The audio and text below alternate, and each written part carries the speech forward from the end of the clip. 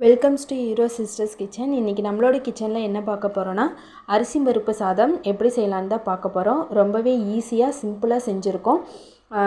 வீட்டில் ஏதாவது டக்குன்னு சாப்பாடு செய்யறதுக்கு தோணுதுன்னா இந்த மாதிரி நீங்கள் செஞ்சு கொடுக்கலாம்.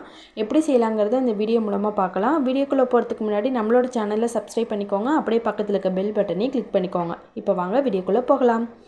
ஃபஸ்ட்டு வந்து இந்த மாதிரி ஒரு உரலில் ஒரு 15 பல்லாட்ட பூண்டு வந்து நான் எடுத்திருக்கேன்.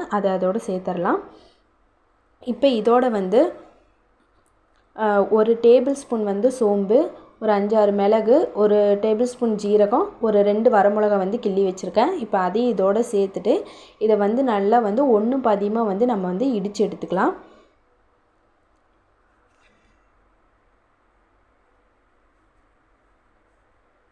ஒன்றும் பாதியமாக தட்டி எடுத்தாச்சு. இப்போ வந்து நம்ம சாப்பாடு செய்ய ஆரம்பிக்கலாம்.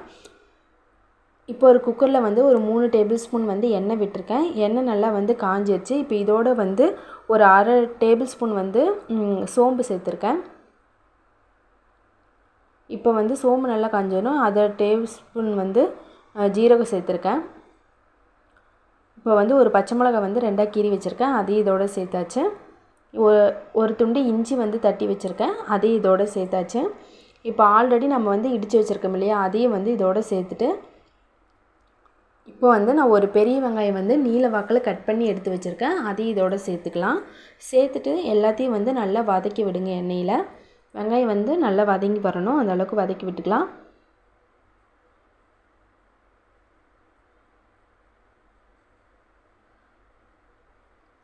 இப்போ இதோடையே ஒரு கொத்து கருவேப்பிலை சேர்த்துக்கலாம். சேர்த்துட்டு இப்போ வந்து இதையும் நல்லா வதக்கி வச்சுக்கலாம். நான் வந்து ஒரு 5 பல் பூண்டு வந்து நான் அப்படியே முழுசாக சேர்த்துருக்கேன். ஏன் முழுசாக சேர்த்துருக்கேன்னா அதோடய ஃப்ளேவர் வந்து கொஞ்சம் நல்லாயிருக்கும், அதுக்காக நான் முழுசாகவே சேர்த்துருக்கேன்.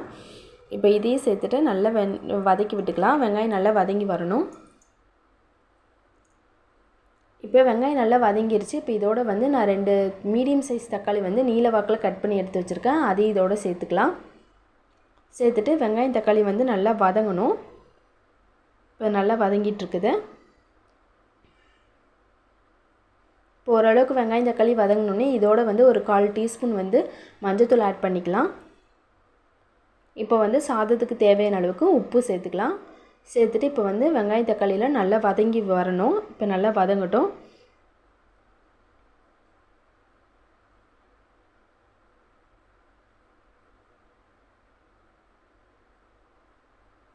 இப்போ வெங்காயம் தக்காளி நல்லா வதங்கி வந்திருக்கு. இப்போ வந்து நம்ம வந்து தூள் ஆட் பண்ணிக்கலாம். நான் இன்றைக்கி வந்து குழம்பு மிளகாய் தூள் வந்து ஒரு 1.25 டேபிள் ஸ்பூன் வந்து எடுத்திருக்கேன்.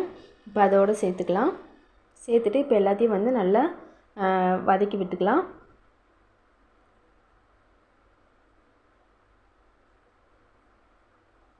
இப்போ நல்லா வதங்கிருச்சு. இப்போ வந்து நம்ம அரிசி வந்து சேர்த்துக்கலாம். நான் இன்றைக்கி வந்து 1.25 படி வந்து காப்படி வந்து நான் வந்து அரிசி எடுத்திருக்கேன். ஒரு மீடியம் சைஸ் டம்ளரில் வந்து பருப்பு எடுத்திருக்கேன். ரெண்டையும் வந்து நல்லா ஊற வச்சு நல்லா 2 தடவை வாஷ் பண்ணி எடுத்து வச்சுருக்கேன்.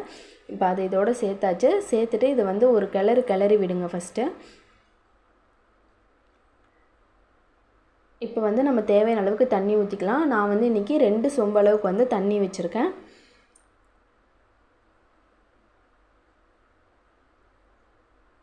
தண்ணி ஊற்றிட்டு இப்போ ஒரு கிளறு வந்து எல்லாத்தையும் வந்து நல்லா கிளறி விட்டுக்குங்க. இந்த ஸ்டேஜில் நீங்கள் உப்பு காரமும் வந்து செக் பண்ணிக்கோங்க.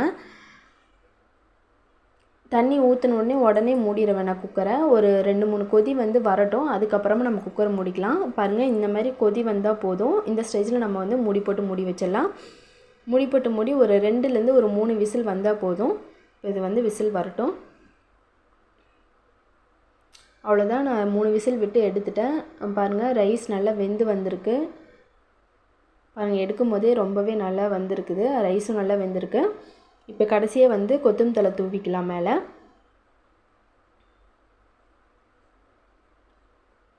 இது மேலேயே வந்து நான் ஒரு டீஸ்பூன் வந்து நான் நெய் விட்டுருக்கேன். பருப்பு சாதத்துக்குலாம் நெய் விட்டு சாப்பிட்டா ரொம்பவே டேஸ்ட் நல்லாயிருக்கும், அதுக்காக நான் இப்போ ஊற்றிருக்கேன். அவ்வளோதான், நம்மளோட அரிசி பருப்பு சாதம் ரெடி ஆயிடுச்சு. ரொம்பவே ஈஸியாக சிம்பிளாக செஞ்சுருக்கோம். ஒரு 5 நிமிஷத்தில் செய்யக்கூடிய ஒரு சாதம். நீங்களும் வீட்டில் ட்ரை பண்ணி பாருங்கள். எப்படி இருந்ததுன்னு மறக்காமல் கமெண்ட் பாக்ஸில் கமெண்ட் பண்ணுங்கள்.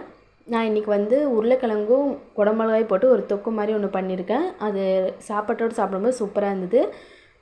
தேங்க்யூ.